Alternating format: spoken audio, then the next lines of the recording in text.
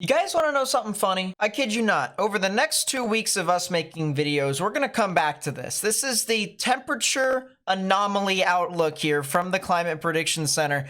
And this basically takes a look at which areas can see above and below average temperatures. And if you can see this blue, all of that is below average temperatures from Saturday into next Wednesday. And I'll tell you what, that's going to be pretty crazy, especially since the fact that after that, from the 25th all the way to the 31st, we're expected to see even more below average temperatures start to race through the central portions of the United States. The weather is really weird right now, and hopefully I can be a decent guide to try and kind of illustrate as to why all this is happening, plus some additional information that could be coming on through. Good morning, good afternoon, good evening, everyone. My name is Nate, and welcome back to another weather forecast discussion, this time for March 18th, 2024. Now, what we can really start out with is just what's happening over the next 3 days, what the Storm Prediction Center is saying in regards to where severe weather is going to be. And honestly, it's not really that much. We're talking about here today on Monday, we have only a localized area of severe weather here in Florida. We don't really have any weather to begin with besides some thunderstorms in the desert southwest. And then we have some localized areas of severe weather that could be possible here in the southern plains. And keep in mind here, that's only here on Wednesday when there's localized areas of severe weather here. So just keep in mind for the folks that are down there, might be something that they just kind of want to just generally watch. But funny enough, I really just kind of want to get into these high temperatures and low temperatures and kind of illustrate as to how cold it's actually going to get in some of these areas. So folks, you're going to want to watch out because here, this is the high for Tuesday. And of course, we got a lot of cool air here across the Great Lakes into the Appalachians and even up into the Northeast. Pretty decently cool down here in the Southeast too, but some warm weather building across the other half of the United States. And it's going to be a constant flip-flop. Some areas are going to get warm, some areas are going to get cold. And moving here from Wednesday, you can see the north continues to be pretty cool. The south continues to be pretty hot. But this is where stuff really gets interesting here, because as we get into the weekend here on Saturday, notice how cold it gets as a high temperature across the board. We're talking some areas that are below freezing, other areas that kind of feel like it should be still in February. And we've got a lot of areas here that feel like they're still in winter. So it's going to be one of those things to where the cool down is going to happen. It's going to get a lot colder. And with that, we're going to continue to see these lower temperatures kind of intrude into portions of the United States. We look here even on Sunday, and some of these areas over here across the Rockies up into the northern plains continue to stay below freezing. We have some of these areas down here that are starting to build up for a potential severe weather event that'll start from the 24th, 25th, and 26th. But overall, the general consistency is there's going to be a lot of flip-floppiness in regards to our climate. Did I mention that the low temperatures are supposed to get even lower than that? Check out some of these areas here in the southeast tonight into tomorrow. We got some areas that are in freezing temperatures overnight. That's definitely going to be quite a issue for some people who may have crops that are trying to grow, some flowers and stuff like that. Of course, it is the blooming season across the board here in the United States, with spring trying to, well, spring. And it's just going to get cold to the point to where some of these natural things such as flowers, plants, trees, and all sorts of stuff like that may have some difficulty surviving in this cold blast. And unfortunately, that's not expected to change really anytime soon. It's going to continue to get cold and cold and cold all the way up until we get to about, I would say, the beginning of next week, into when we can finally start to see maybe a little bit of a change. But I mentioned next week is probably when we're going to see some severe weather. So let's kind of take a look and see the 500 millibar wind shear, which once again, 500 millibars is our mid-level jet. That's our wind shear that is moving through as our jet stream. Kind of, if you can think of how a river flows through land, all right? It weaves in and out. It speeds up in some spots. And that's kind of what our jet stream does. Our jet stream is like the air that is nothing but a river. It's a current of air that flows through the sky.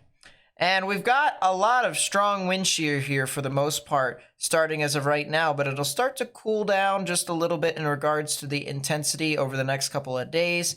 things will start to get pretty tame for the most part until we get to about sometime Thursday into Friday, where we could potentially see some severe weather down here because of this little cutoff shortwave low pressure system that's trying to develop right there. And we could potentially see some severe weather across portions of the Gulf Coast here and even into Florida. So something to watch out for there. But then the real thing that we have to watch out for in regards to severe weather is this thing right here, a big trough that is really trying to dig in through, create a lot of strong wind shear here that can try and really set up a lot of divergence aloft for some severe weather to occur, especially here in the plains. And the plains is really going to be where we're going to want to watch out. We're probably going to see here in this left exit region, which is when the trough moves on through, the trough can either push wind shear out in two particular areas. And in the left portion of the trough, that's our left exit region, is where our low pressure system is likely going to try and form. It could be somewhere as far north as Nebraska, as far south as northern Texas. It's just where this trough specifically digs on through is where we're going to want to watch out for. And keep in mind, we're still quite a ways away before this severe weather actually happens. So where this trough actually goes can actually change. It can move further south, it could move further north, regardless of the fact the signs are there for some severe weather to likely happen at some point in the beginning of next week. And as we move through from Sunday into Monday, wind shear continues to intensify. Our low pressure system starts to enter into an occlusion phase, which means a lot of this area right here into portions of the northern Ozarks into the upper Midwest and the Central Plains, we might see some activity of strong severe weather with a negatively tilted shortwave trough. And once again, as I said, this can change. This low can be a little bit further south. This low can be further north. But whichever stage this low pressure system is, whether it's in an occlusion stage or it's just in a neutral stage, we're going to have to continue to watch out. But regardless, significant severe weather is likely to occur at some point next week. And then once that passes on through, we have another bit of severe weather. Honestly, it is going to be a multi-day severe weather event. I've been saying this over and over again here in this video, but we can expect Sunday, Monday, Tuesday, Wednesday, and potentially even Thursday to join the mix for some severe weather. So just realistically speaking, don't be surprised if we get activity there, and don't be surprised if we even get more activity shortly even after that as we head from late March into early April. Now, some other things that I want to put together is obviously we have the idea that storms are going to be moving on through. But with everything being as it is, with our cold temperatures that we were talking about, that cold air that's going to be entering into the United States, as well as obviously the southern portions of the United States being relatively warm, one half can see some winter conditions like a winter storm, maybe even a blizzard if it gets strong enough, and the other half could see some severe weather. So this is going to be really interesting to see how this all plays out, but we're talking about here from Friday into Saturday. You can see a lot of snow is starting to build up across portions of the Northwest and even into the northern plains, as well as portions of the Rockies. We could be potentially seeing a lot of onshore flow moving across portions of the Pacific Northwest, so maybe even the potential for some flash flooding and mudslides is possible. But as this continues to move on through, then we start to get some cyclogenesis that starts to form here across portions of the central United States. Notice on the northern half, we get some snow and maybe even some freezing precipitation.